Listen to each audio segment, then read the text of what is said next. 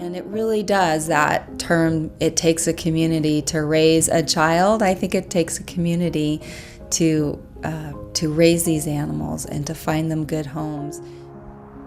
So I was actually here the day that they came in and got to watch their intake and discovered, that there was something a little bit different about them, and they needed help eating, and they were all very weak, I think dehydrated.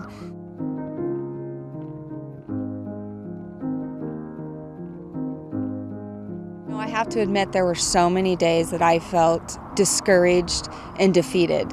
And because they just weren't making progress. Watching them have seizures and then their inability to walk was just so difficult.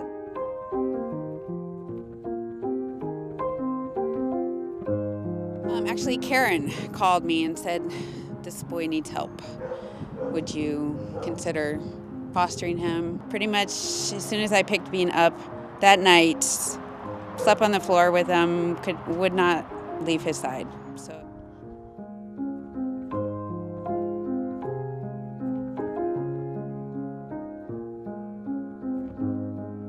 wheelchair for Beaner, and Karen had one, so we went down there and took it to him and tried it on him, and it didn't work.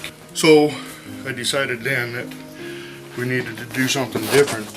We built one to fit him at that point, but within a month he was outgrowing it, so now we're enlarging it for him and his brother, I guess.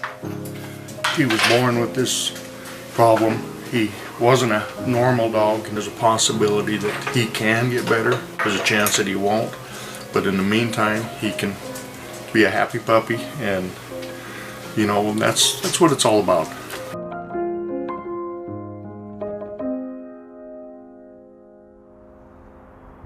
as soon as he got in that cart, there was no holding him back.